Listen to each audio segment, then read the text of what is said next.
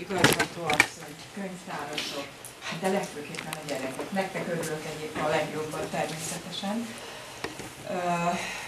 Sokan vagytok, és ebből azt szültem le, hogy érdekel benneteket talán a téma. Bár szerintem nem biztos, hogy túl sokat tudtok erről a korszakról, meg ezekről a népekről, ezekről az emberekről.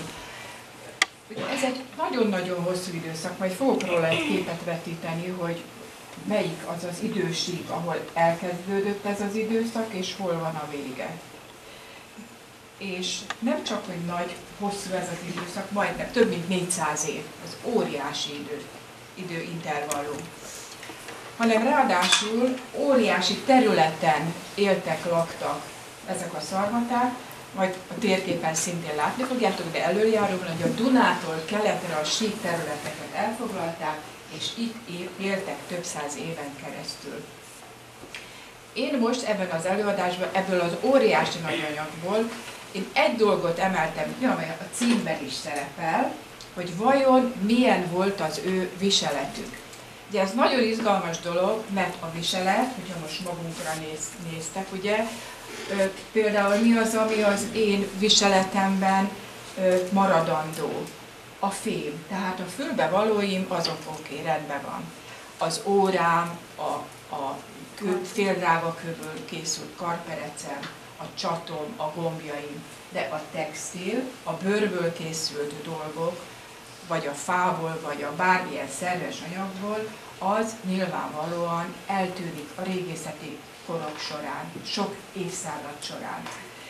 Tehát, ha belegondoltok, akkor nagyon kevésből kell majd nekem a 40 perc alatt, mert úgy abban maradtunk, hogy 40 percig fog tartani az előadás, bár legalább 5 perc eltelt. Jó lenne egy kicsit úgymond feltámasztani ezeket a szarmatákat, hogy egyáltalán tudjátok, hogy kik azok az emberek, akik többek között itt Tisza-Alpár földjét is koptatták, itt éltek, itt laktak és itt temetkeztek. Ez nem kis feladat.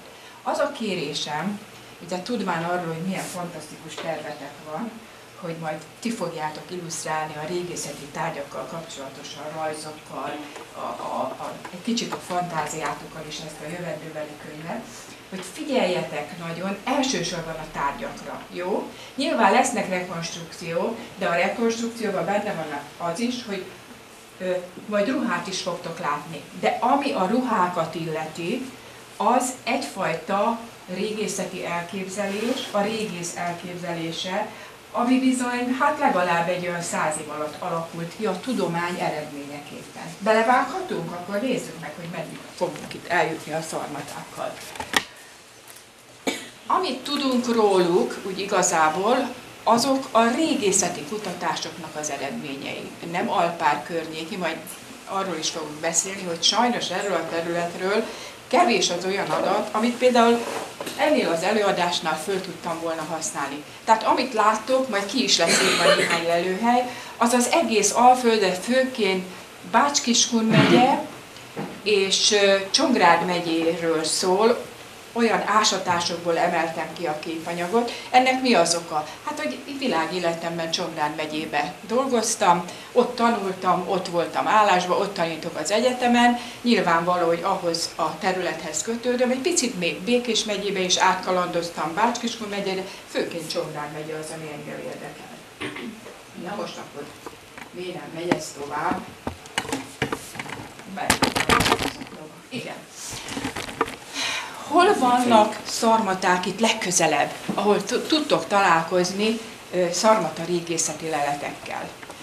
Esetleg, ha valaki megismeri ezeket a piros vitrineket, ezek bizony a Kiskun Félegyházi Múzeumnak az állandó régészeti kiállításában találhatók. Ki az, aki már látta ezt a kiállítást, ezt az állandó régészeti kiállítást, tanárnőn kívül?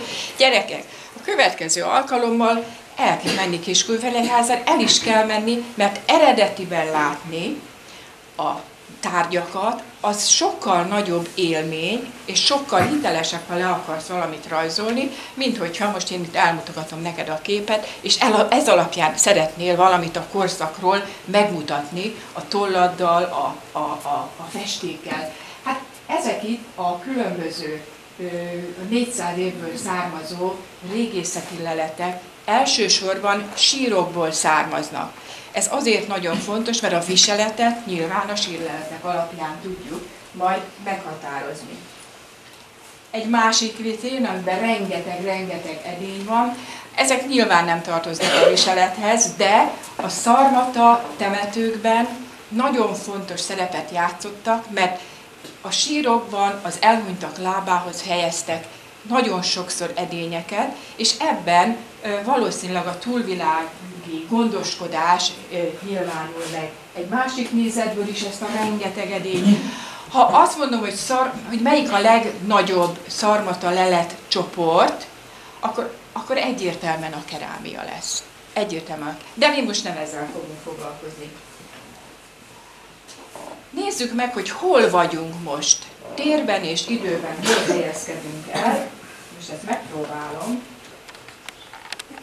Középen nyomom, akkor világít, nem világít.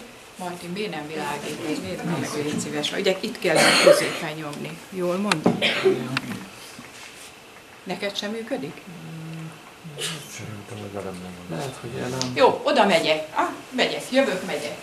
No, tehát láttátok már biztosan ezt a térképet, hiszen 5., 6., 7., 8-os is van? Van, 8, nagyszerű. Tehát ismerős lehet ez a térkép. A piros erős vonal mutatja a római birodalomnak a határát. Óriási, hatalmas világbirodalomról van szó, és a mi szarmatáink, ahol kihúztak a római szomszédságban több mint 400 évet, figyeljetek csak, hogy hol van. Itt van. Ez a mi Tiszánk, itt van valahol Tiszalpár, itt vagyunk mi, és ide van fölül, hogy a szarmata törzsek erről a hatalmas területről vándoroltak be.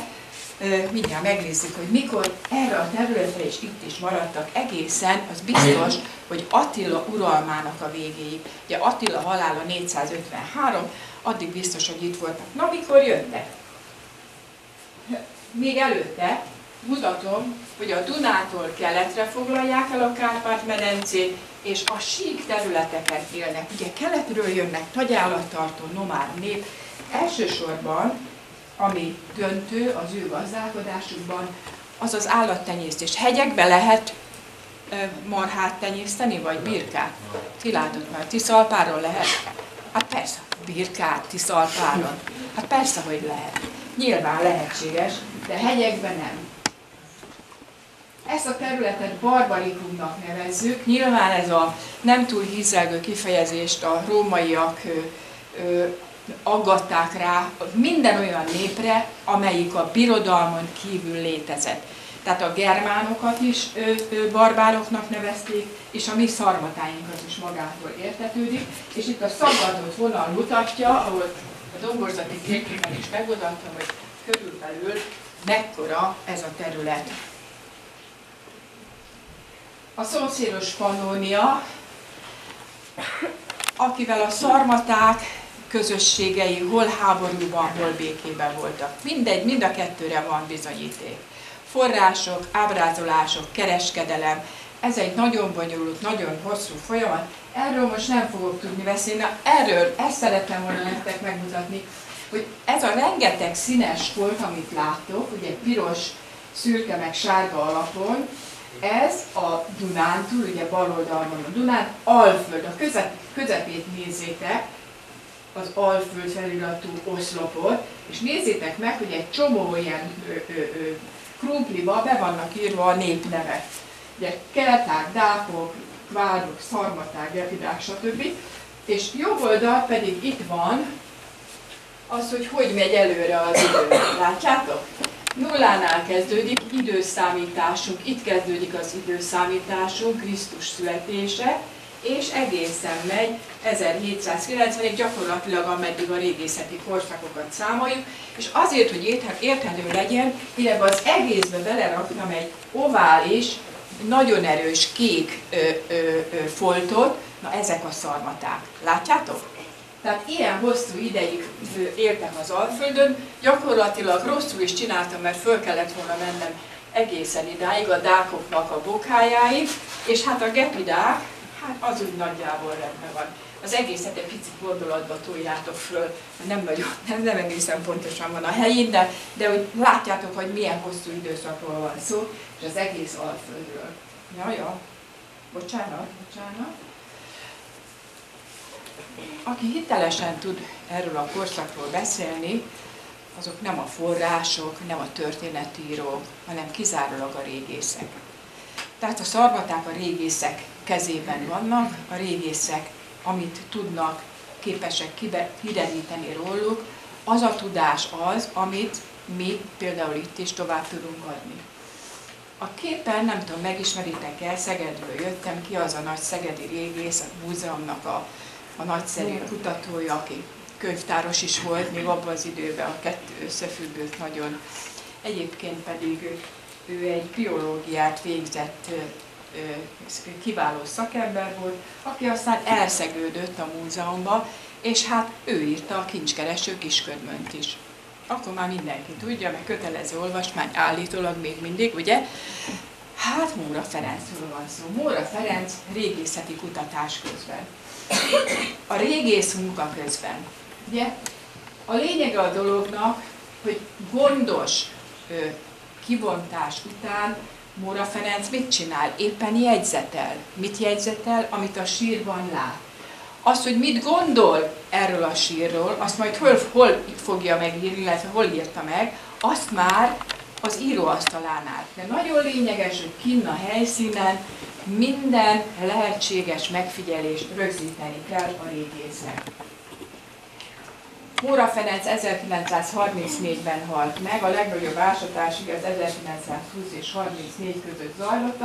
Ez pedig egy színes kép, látjátok, ez egy modern feltárás, és gyorsan azt is hozzátenném, hogy nem szarmata sír, hanem egy avar sírnak a bontása. Minden esetre itt jobban látszik, hogy milyen a munka menete, ugye apró pici eszközökkel történik, egy ilyen kis szikeszerű eszköz van az úr kezébe, mellett ezt megismeritek, ugye? Egy pici kis ecset, amivel a leleteket és a csontokat nagy-nagy gondossággal ki kell bontogatni. A leletek legjobb esetben hova kerülnek? A múzeumok raktáraiba. Ez a kép, ez épp a Szentesi Múzeum régészeti raktárában talál, ez a kép ott készült. Ez a legjobb helye a leleteknek. Ugye tudunk arról, éppen Móra Ferenc is megírta, hogy óriási a leletvesztés, óriási a régészeti forrásanyagnak a pusztulása. Akkor is az volt, és ma is hallunk olyan történeteket, hogy sajnos nem jelentik be, nem szólnak igazgatónéninek, múzeumnak, könyvtáros néninek, hogy előkerült a kertbe egy csontváz. Az ember nem tudja, hogy mit kezdjen egy csontvázzal. De a felnőttek, mostantól kezdve ti is tudjátok, szólni kell a szakembereknek, akik kijönnek és szakszerűen feltárják ezeket a régészeti emlékeket, és akkor bekerülhetnek, én úgy szoktam mondani, hogy az örökké valóság házába, a múzeumba. Ebben is van egy csomó túlzás, mert ugyan a múzeumok általában nagy, erősen megépített, szilárd építmények, de vannak olyan események, hogy mondjatok egy ilyen eseményt, például a világháborúk, amikor viszont sérülnek ezek a nagy gyűjtemények. De mégis itt van a legjobb helyük. Ha a szarvatáknak a kinézetéről akarunk beszélni, hát akkor csak meg kell néznünk, hogy vajon a rómaiak mit mondanak róluk. Ugye Trajanusnak, császárnak a diadal oszlopát láthatjátok, 38 méter magas, én nem tudom, az hány emelet, 4 emelet körülbelül, óriási, hatalmas, egy ilyen képeskönyv gyakorlatilag Trajanus dák háborúinak a dicsőségét hirdetik, ahol a barbárokat is megszemélyesítik. Ezek a barbárok, ők a dákok, ők pedig állítólag azok a hosszúruhás, köpenyes férfiak, ők pedig állítólag szarmata jazigoknak az ábrázolását jelentik.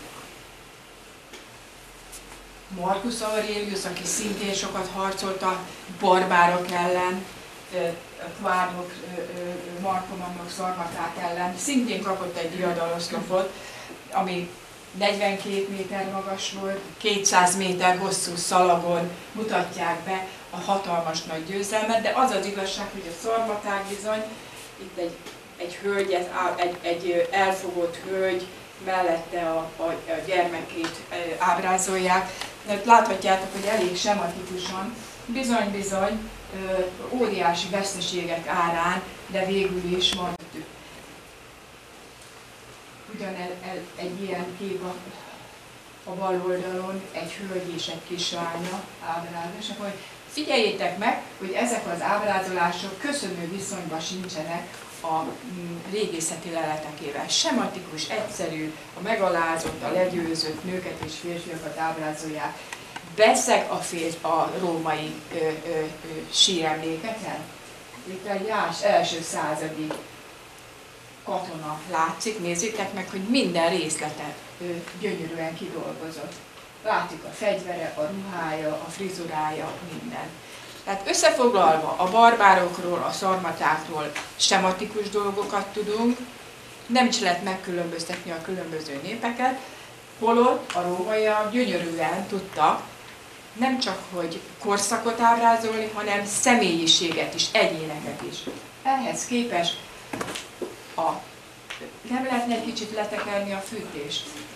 De nekem már melegen van, nektek, vagy lehet, hogy csak a lelkesedésem fűt, vagy nem tudom, micsoda fűt, erre inni is kell egy picit, de én szerintem nagyon meleg van. No, ehhez képest nézzük meg közelről a szarmatákat. Itt egy hölgynek, nem hölgy, bocsánat, egy gyereknek a mellkasi részét látjátok, megismeritek az állkapcsot, ugye? A nyakában van egy úgynevezett féltorkvesz, és érdekesek ezek a figurák, úgy ruhakapcsolótűk, zölddel ábrázolva. Mindenki ismeri ezt a formát. Ugye, ez úgynevezett svasztika figura, már az egyiptomiak a napszimbólum. És ezt a napszimbólumot évezredeken keresztül használták. És ugyanúgy, ahogy a zenéknél, ezeket a szimbólumokat sem mindig jóra használták föl. Értitek, hogy miről beszélek? Az alatta levő térfigura, lábbal együtt, ezek római gyártmányok. Ami a nyakban levő kis ékszert illeti, annak elhoztam egy másolatát, ezüstből készült, és körbe is adom, nézzétek meg, föl lehet próbálni a nyakban, nyugodtan, hogy legyen valami a kezetekben, hogy vajon valóban milyen lehetett az, amit a képen láthatok. És körülötte azok az apró, pici, apró lila meg fehér dolgok, azok pedig gyöngyöcskék. Ugye ebből áll össze majd a viselet. Itt mutatok nektek ezekről a tárgyakról egy rajzot is, hogy világosabban lássátok. Még egy figurát, egy római figurát, úgynevezett üvegbetétes vagy emai betétes római figura. Ezeket a hölgyek, és érdekes, hogy csak a hölgyek használtak ilyen színes figurákat, ide a nyakra, az előző képeken is látszott, hogy az áll alatt tűzték vele össze, mit? A ruhának a hasítékát. Ugye volt egy fölül ki volt vágva, hogy be tudjuk bújni a hölgy a ruhába, a felső ruhába, és itt az áll alatt a ruha hasítékát összetűzték. Nagyon szép darabok. És hát az aranyag. Sokszor szokták mondani a szarmatákról, hogy hát alig marad valami ezekben a temetkezésekben. Ennek az az oka, hogy kirabolták a sírjaikat. Nagy kérdés, biztos, hogy megkérdeznétek, ha hagynám, de most nem hagyom, majd a végén lehet kérdezni. Nem mindig tudjuk, hogy kik voltak a sírrablók. De rabolták az avarok sírjait, honfoglalók, gepidák, minden nemzet nációnak a sírját rabolták, és akkor kérdés, hogy vajon miért. A rablásban benne van, hogy a rablásnak mi általában a célja. Igen, hogy valamit eltulajdonítani olyan, aminek értéke van. És akkor itt ennél a pontnál akarok nektek megmutatni néhány aranytárgyat, hogy azért maradtak a sírokban különböző aranytárgyak. Ezek a legkorábbi, az első századi Jazig asszonyoknak a gyönyörű arany fülbevalóik voltak. Na nézzünk még egy párat. Ezek arany gyöngyök. Felhívom a figyelmeteket erre a kis mércére, ezt mindig érdemes összevetni magával a tárgyal, mert a képen ilyen aranyszínak látszik, hogy hú, mekkora aranygyöngy volt ez, hogy milyen gazdagok voltak ezek a jazik asszonyok, de nem így van, mert a valóságban, hogyha lekicsinyíted, ugye az 1 centi az ennyi, hát ez körülbelül ilyen picike volt, szépen egymás mellett fölfűzve, a nyakban találjuk őket a sírokban. Itt is érdemes a mércét nézni. A felső részén van egy kis fülecske, nagyon szépen látszik, ezt pedig a nyakba akasztották, hold alapú arany ékszer volt a leggazdagabb hölgyeknek a sírjaiban. És hát az arany tárgyak közé lehet sorolni az úgynevezett arany felvart ruhadíszeket. És ezek borzasztóan fontosak. Mert jó, a nyakban vannak gyöngyök, amikor az ember rekonstruálja, akkor mit csinál? Fölfűzi gondolatba ezeket a gyöngyöket, ha ismeri a sorrendjüket, és azt mondja, hogy na, ilyen gyöngyöt viseltek a jazigok, vagy a második, harmadik századi emberek, de ennél a tárgynál van egy árulkodó részlete a tárgynak, mégpedig az, hogy a 4 karéjnak a csücskében van egy-egy luk. Innen tudjuk, hogy fölvarták. Egyébként nem tudnánk, hogy a maga ruha nem marad meg, a felerősítés módját viszont így rekonstruálni lehet. És hát itt vannak még egy sorozat, ilyen gyönyörű aranylemezből préselt, nagyon finom, nagyon-nagyon szép ruhadísz. Ezeket a ruhának az ujjára varták. Tehát valamit a nyakban találunk meg, tehát a ruhának hát nem a gallériát, hanem itt a szélét díszítették, és van, amikor el lehet dönteni, hogy ezeket a ruhának az ujjára varták föl. Már is kezd azért alakulni a kép, ugye? Tehát van fülbevalójuk, van nyakláncuk, van csüngőjük, ezek a lulák, vannak aranygyöngyeik, és hát van olyan ruhájuk, amit díszítettek aranylemezekkel. Tessék, elmondtam, itt van előttetek, ugye? Ott van a nyakába a nyaklánc, a ruhaszélén ott vannak a felvart díszek. Itt a ugye mondtam, hogy bőrruhaujjon vannak a többi aranydísz. Mivel több az, amit én elmondtam, tehát egy kicsit több ez, mint amit én elmondtam nektek, elárultam, hogy a karján is vannak gyöngyök. Ezek az úgynevezett gyöngykarperecek. És íme az a karperec, vagy ezt a nyakban és a csuklókon is viselték, karneol, féldrágakő, gyönyörű, máig megmaradó, nem úgy, mint a textil, a fém is korodálódik. Ezek a féldrágakövek nem, ezek gyönyörűen megmaradnak.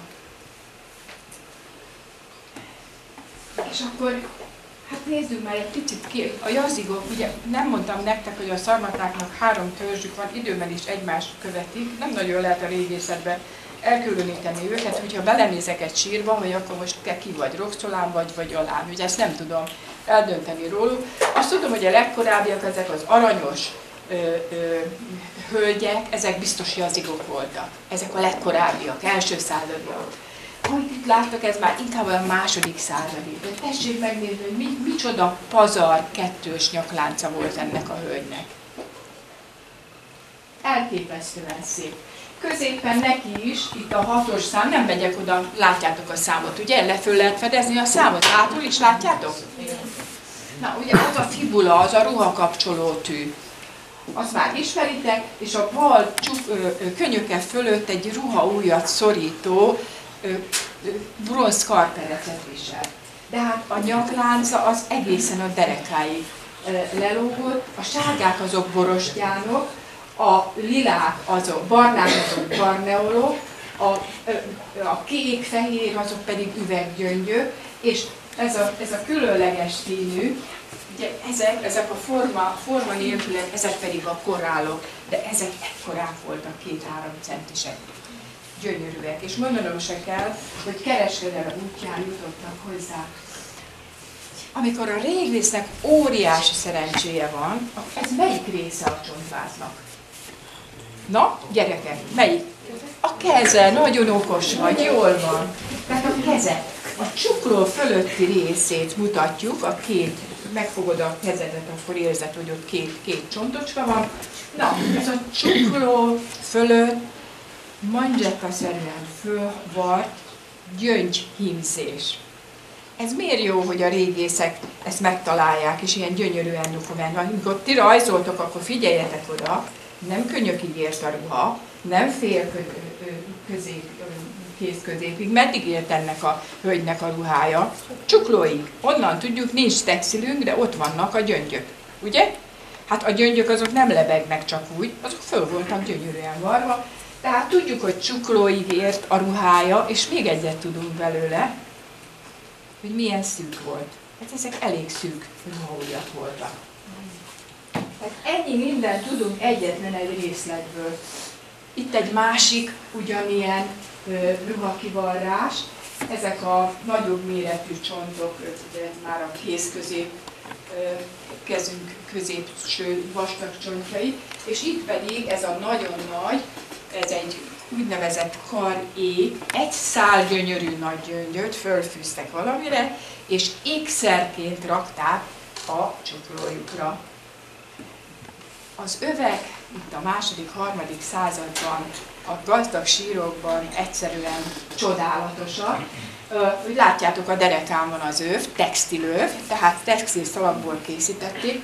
Az a karika, amire rácsatlakozik, az bronzból vagy általában bronzból készült, és arról lelógnak különböző szálak, amikre gyöngyöket húztak. Úgy néz ki, hogy ez egy ilyen öncélú dolog.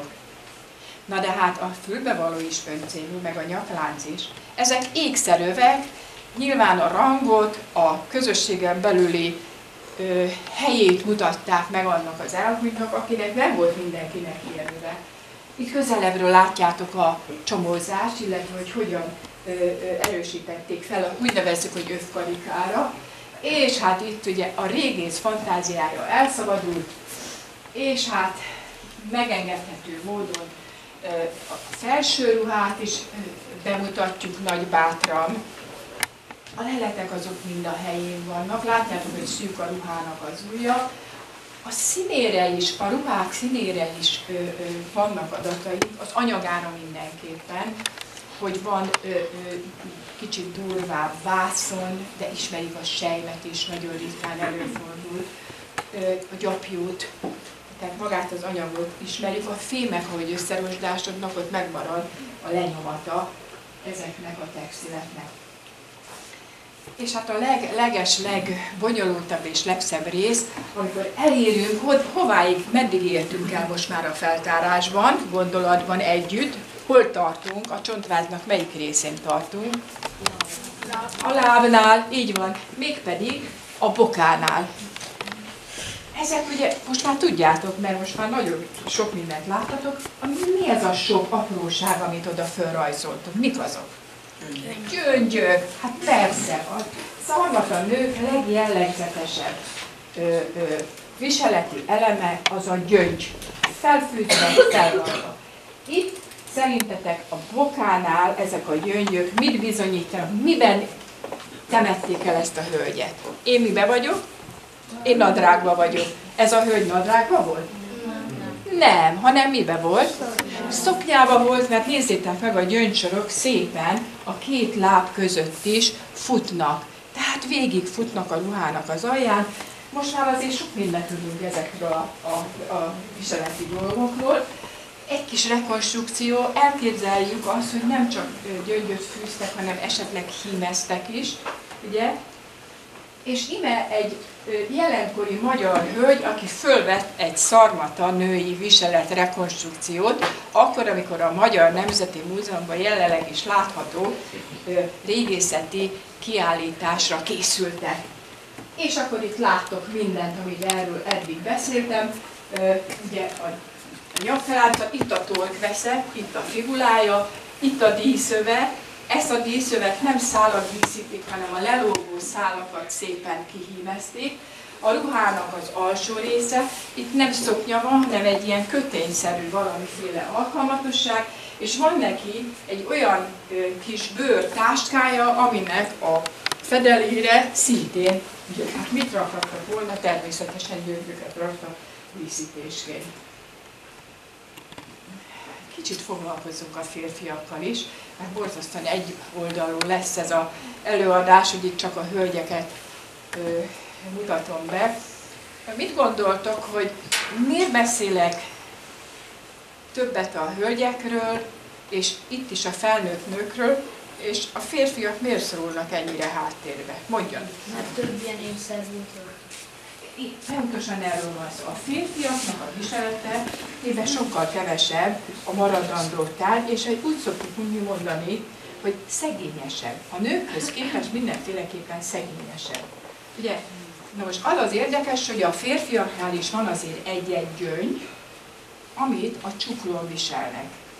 Ezeket úgy értelmezzük, hogy nem azért viselte a férfi, például kardos, fegyveres férfiaknál is vannak egy-egy gyöngy, ezek általában szép nagyok, hanem valamiféle ilyen bajerhárító oka lehetett neki. Tehát babonásokból viselte, és amikor meghalt, akkor vele együtt temették el.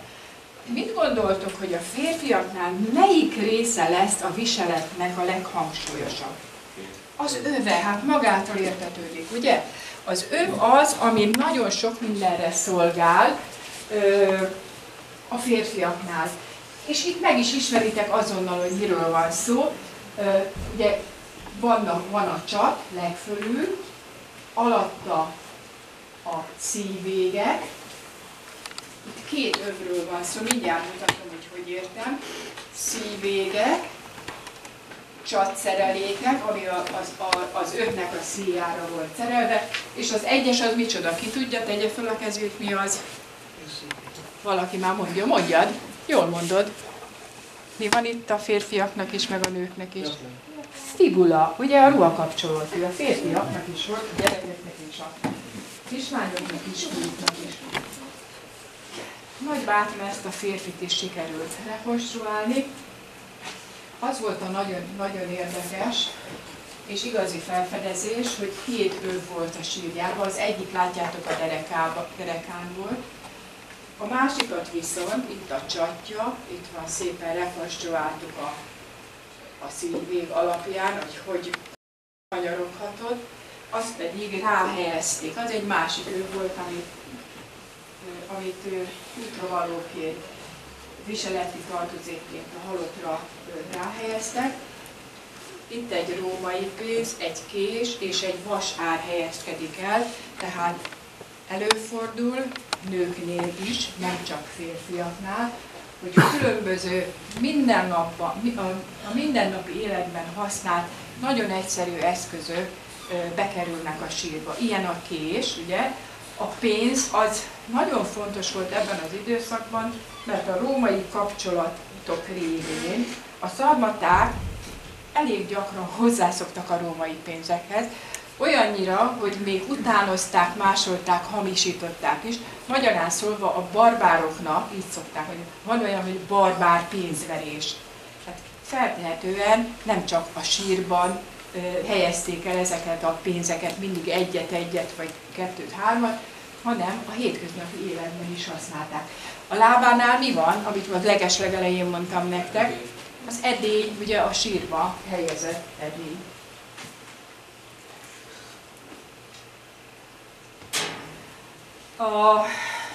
A férfi viseletnek van egy olyan része, amit a nőknél nem tudunk megfigyelni, és ezek pedig a lábbelik. A lábbeli miből készülnek mai napig is? Bőrből, többek között, ugye van mások minden másból is. Bőrből készültek, ilyen csizmaszerű, bokáig érő, vagy boka fölöttig érő, ilyen csizmaszerű, puhatalpú lábbeliket használtak, amikre néha, nyilván ez is attól függött, hogy a közösségnek milyen tagja volt az illető férfi, lábbeli vereteket erősítettek fel, ezzel szorították, ezzel rögzítették a bokánál ezt az egyébként laza lábbeli. Most mi az érdekessége ennek a viseletnek? Hogyha itt megnézitek, itt van egy ilyen kis hegyes valami, ez pedig egy icipici sarkantyú. Hogyha találunk egy sírban egy olyan férfit, akinek a sarkánál, mind a két sarkánál ott vannak a sarkantyú, akkor mi jut róla eszünkbe, hogy ez a férfi, ez vajon nagyon jó, tudja meg, lovas volt, így van. A ló a szarmatáknál egy nagyon fontos szerepet betöltő állat volt.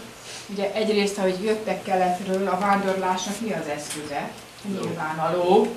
Lovon vándorolta. Tudjuk azt, hogy a Marcus Aurelius oszlopról, hogy nagyon harciasak voltak, hiszen majdnem belerokkant a birodalom, abba, hogy harcoltak a szarmaták ellen többek között.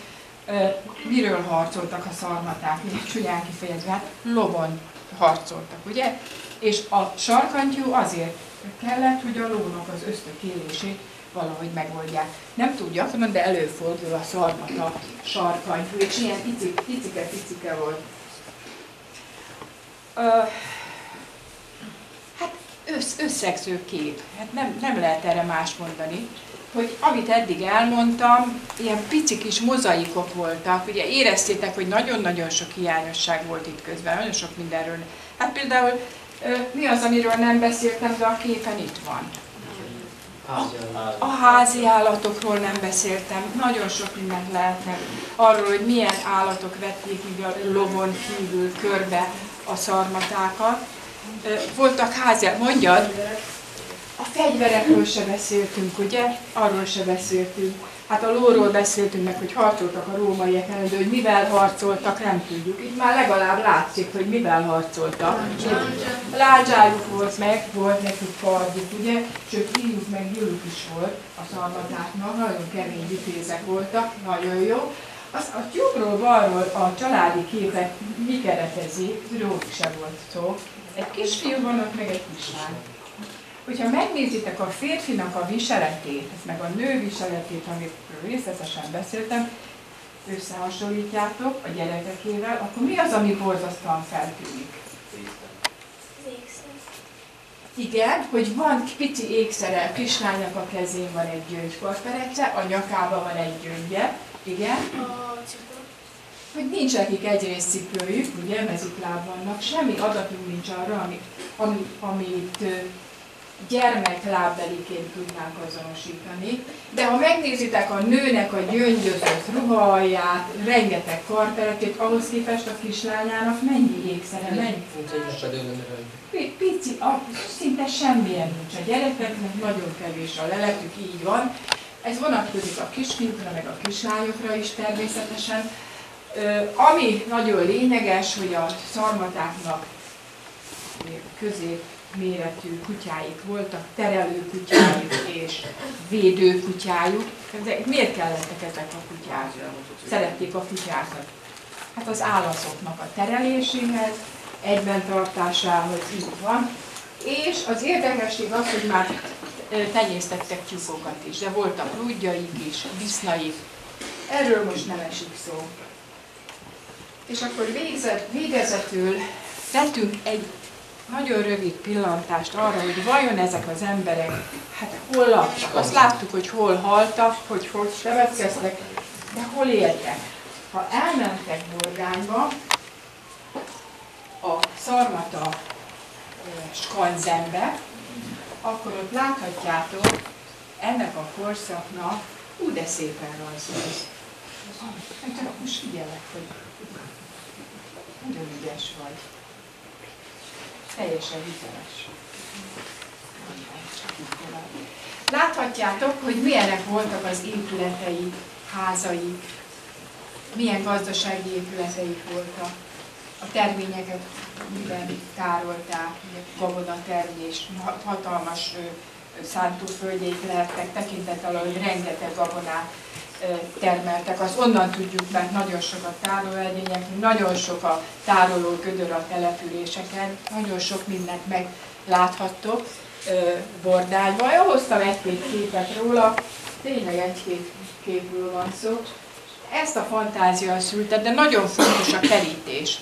Látjátok, csupa romlandó szervesiakból készült, vesszőből és fából készült, az a kilátó nagyon érdekes, nem tudok ilyen régészeti emléket, viszont az biztos, hogy voltak útjaik, és ezek az utak nem csak a településen belül voltak, hanem azt a rengeteg települést, ami 400 év alatt itt létrejött az Alföldre, ezeket összekötötték a különböző utak. Ismerős a kép? Ez egy tiszaalpári kép, természetesen ezzel a képpel búcsúzok tőletek, a Szarmaták földjéről, mert itt is nagyon sok nyomot hagytak, és ha megkérdezi valaki, hogy hol vannak a szarmaták, hát itt vannak a lábunk alatt. Itt vannak körülöttünk, itt vannak a határban, ha megtaláljátok őket, ne vigyétek haza, hanem mit kell csinálni? Szólni kell a régésznek, de elég, hogyha igazgatónőnek szóltok, vagy polgármester úrnak, ő is most már érzékenyítve van a szarmatákra, ugye polgármester úr? Akkor azonnal tudja. No, gyerekek, ennyit akartam nektek elmondani, de érthető volt azért? Valamennyire azért érthető volt? Ha van kérdésetek, akkor tegyétek fel, ha tudok, akkor válaszolnak. Vagy menni akartok vele, akkor mindenki menjen már. Van-e kérdés? Parancsolj! Nagyon jó kérdés. Egy része a például üveget kereskedés után, most a üveggyöngyöket, amivel a legtöbb van, az mondtam egyáltalán, hogy üveggyöngyöl, mondtam, jaj de jó, azokat a gyöngyöket pedig gyártották, egyrészt rómaiak gyártották, nagy valószínűség a szarmaták is, de ennek még nem jutottunk a nyomára. Itt van még 3 dolog. A torkveszem kinél van? Jó, rendben, tanárnőnél. Itt van egy kálcedongyöngy, körbeadom, féldrávakő.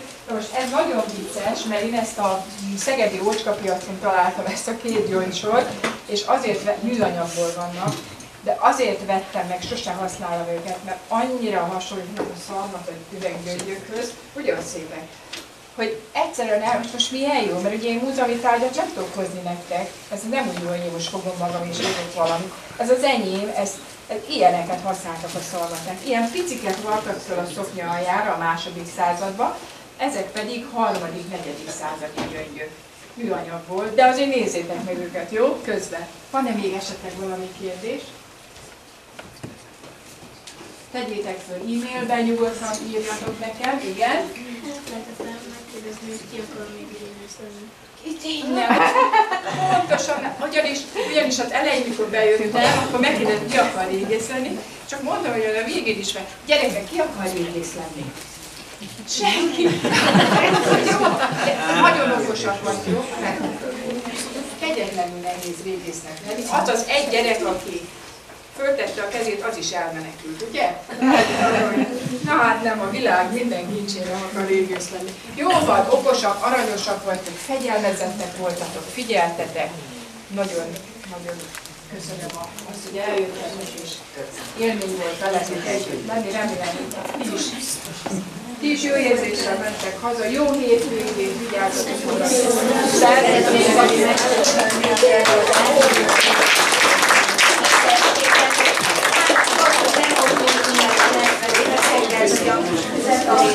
nagyon aranyos vagy, használt veszed, nagyon szépen a gyerekek nevében. Egyetlen